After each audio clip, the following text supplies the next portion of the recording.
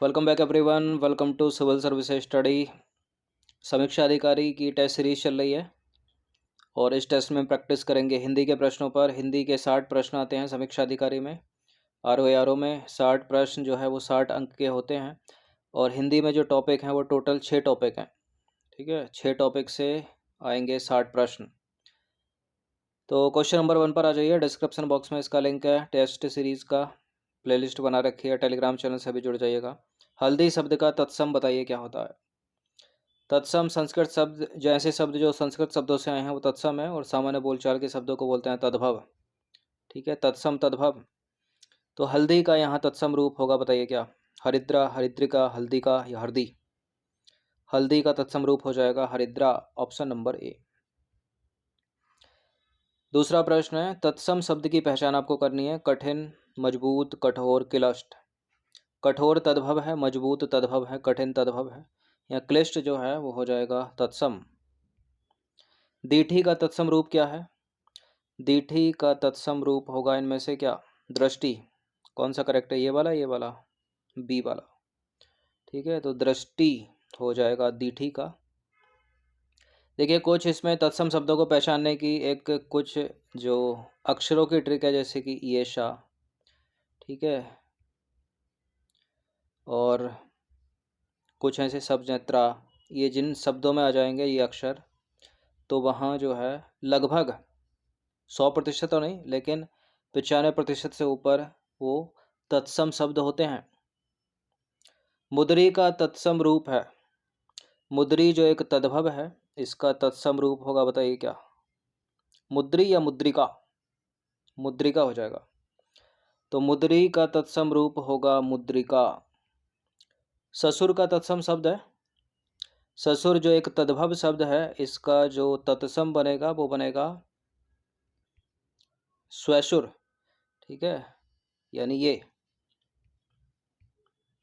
ठीक है, तो ससुर का तत्सम हो जाएगा स्वसुर। निम्नलिखित में से किसकी वर्तनी जो है वो शुद्ध नहीं है। पूजनीय, कवियत्री, अंत्याक्षरी, तदोपरांत। पूजनीय सही लिखा है, कवियत्री सही है, बड़ा पूछते हैं एग्जाम में कवियत्री। अंताक्षरी भी सही है। तदोपरांत नहीं होता है, क्या होता है, तदुपरांत। ठीक है, तदोपरांत नहीं होगा, तदुपरांत। तदुपरांत सही शब्द है। इनमें से कौन सा युग्म अशुद्ध और शुद्ध वर्तनी वाला है। कौन सा युग्म सही, अशुद्ध और शुद्ध वर्तनी वाला है। ठीक है, एक तरफ अशुद्ध है और उसका शुद्ध रूप अगर होगा तो यहाँ अधीन, अधीन, ये तो दोनों शुद्ध हैं, जबकि एक अशुद्ध, उसका शुद्ध रूप अपने को देखना है, तो ये तो दोनों शुद्ध हैं, तो ये तो होगा नहीं। अनधिकार, अंधकार।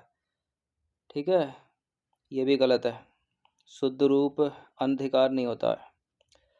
चरमोत्कर्ष, ये गलत है, और चरमोत्कर्ष ये भी गलत है। ठीक है, अक्षुण्य अशुद्ध है और ये अक्षुण्य शुद्ध है, ये यहाँ तो डी सही हो जाएगा। तो शब्दों के जो रूप शुद्ध रूप होंगे वो इस प्रकार होंगे। अधीन ऐसे लिखते हैं, अनधिकार ऐसे लिखते हैं। ठीक है, अनधिकार जहाँ अशुद्ध लिखना चाहिए वहाँ शुद्ध था। चरमोत्कर्ष ऐसे लिखते हैं और अक्षुण्य ऐसे लिखते हैं। किसकी वर्तनी शुद्ध है, इनमें से किसकी वर्तनी शुद्ध है। अंतर्धान, वांग्मय, राहुल, साकृत्यायन। अंतधान गलत लिखा है, अंतर्धान। ठीक है, ऐसे लिखते हैं अंतर्धान। और वांडमय भी गलत लिखा है। राहुल थोड़ी होता है, राहुल होता है। साकृत्यायन, साकृत्यायन सही है यहाँ पर।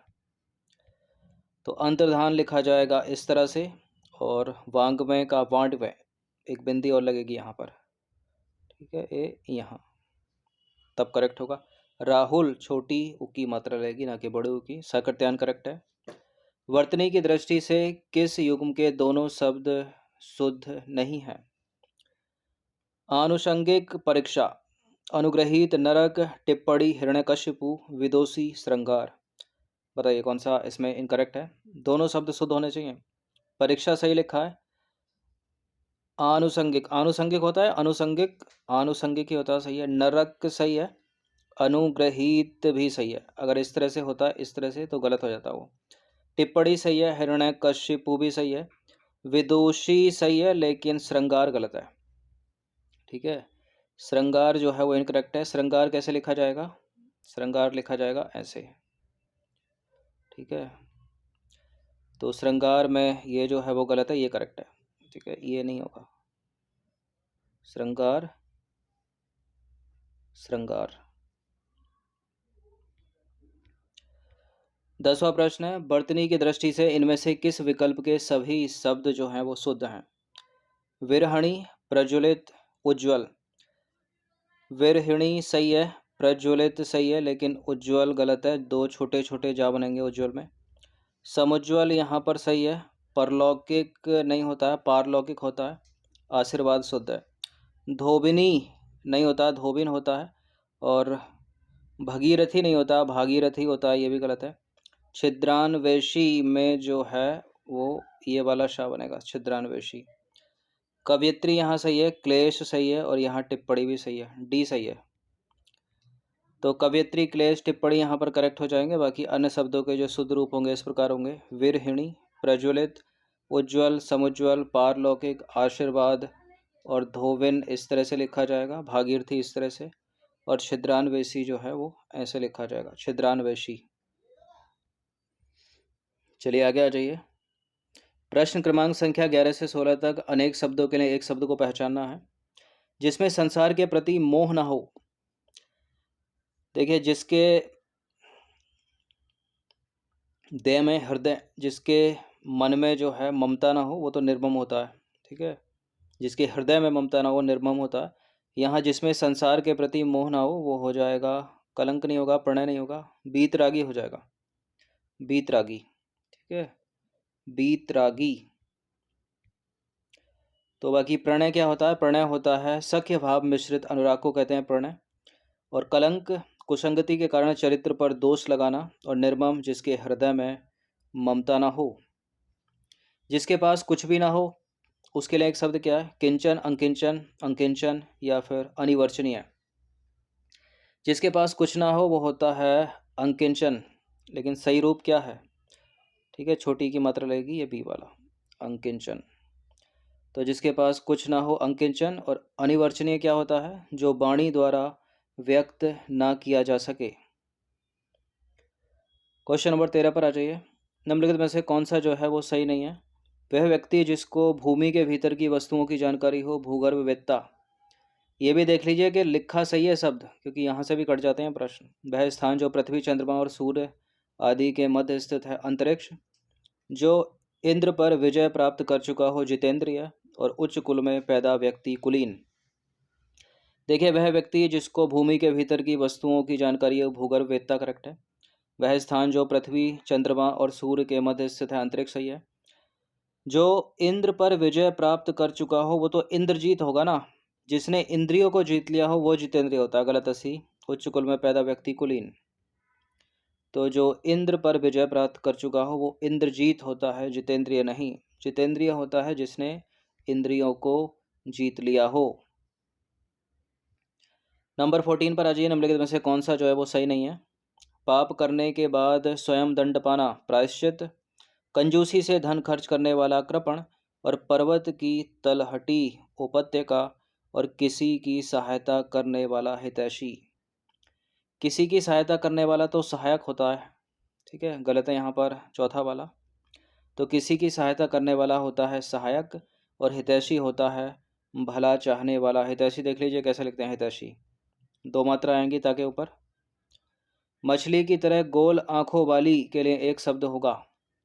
मछली की तरह गोल आंखों वाली मृगनयनी नहीं होती है, ठीक है, मीनाक्षी होती है। ये वाला या ये वाला?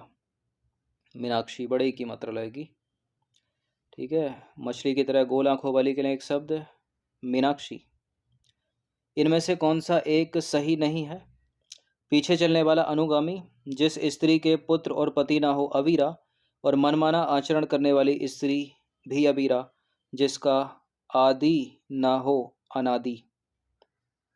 पीछे चलने वाला अनुगामी है वह स्त्री जिसके पुत्र पति ना हो, अवीरा। और मनमाना आचरण करने वाली स्त्री को भी अवीरा ही कहते हैं। जिसका आदि ना हो, अनादि तो होता है लेकिन लिखा गलत है, ठीक है। जिसका आदि ना हो, अनादि। तो जिसका आदि ना हो, अनादि, छोटी की मात्रा लगेगी। चलिए 17 पर आ जाइए। सृष्टि का विलोम बता दीजिए। सृष्टि का समष्टि नहीं होगा, सृष्टि का व्यष्टि भी नहीं होगा, सृष्टि का हो जाएगा विलोम प्रलय। ठीक है, सृष्टि का विलोम क्या होगा? प्रलय। सहचर्य का विलोम बताइए क्या है? सहचर्य का विलोम शब्द इसमें से क्या है? सहचर्य का विलोम जो है वो होता है अलगाव। ठीक है, सहचर्य का विलोम क्या होता है? अलगाव। और वैमनस्य किसका होता है पर? सौमनस्य का। तो सहचर्य का जो विलोम शब्द है, सहचर्य का विलोम शब्द होता है अलगाव, जबकि वैमनस्य की बात करें, वैमनस्य जो है वो सोमनस्य का विलोम है। इंपॉर्टेंट है। विराट का विलोम शब्द होगा, विराट मतलब बड़ा। ठीक है, बृहद ये तो इसके पर्यायवाची हो गए एक तरह से। तो छोटापन से कहीं अधिक होगा अच्छा, क्षुद्र। ठीक है, विराट का विलोम होगा क्षुद्र। तो विराट का क्या हो जाएगा? क्षुद्र। होता ना क्षुद्र ग्रह, छोटे ग्रह। अज्ञ का विलोम शब्द है, अज्ञ का यज्ञ नहीं होगा, अनज्ञ नहीं होगा, सर्वज्ञ नहीं होगा, अज्ञ का हो जाएगा विज्ञ। अज्ञ का विज्ञ। तो अज्ञ का विलोम शब्द क्या होता है? विज्ञ। तो 20 प्रश्न थे ये। ठीक है, इनकी प्रैक्टिस एक बार कर लीजिएगा। 6 टॉपिक हैं, एक टॉपिक से 10 प्रश्न हैं। ठीक है, विलोम है, तत्सम तद्भव है, शुद्ध अशुद्ध है, एकार्थी अनेकार्थी है, पर्यायवाची है, और एक टॉपिक जो बचा वो है विशेष विशेषण। ठीक है, तो प्रैक्टिस करते रहिएगा हर दिन। 5 दिसंबर को होने वाली है यूपीपीएससी आरओ एआरओ की प्रारंभिक परीक्षा 2 चरणों में। पहला चरण 140 प्रश्न आएंगे और दूसरा चरण होता है हिंदी के 60 प्रश्न आएंगे। इसके लिए समय सीमा 2 घंटे की है और इसके लिए समय सीमा जो है वो 1 घंटे की है, और 1/3 की इसमें नकारात्मक मार्किंग भी है।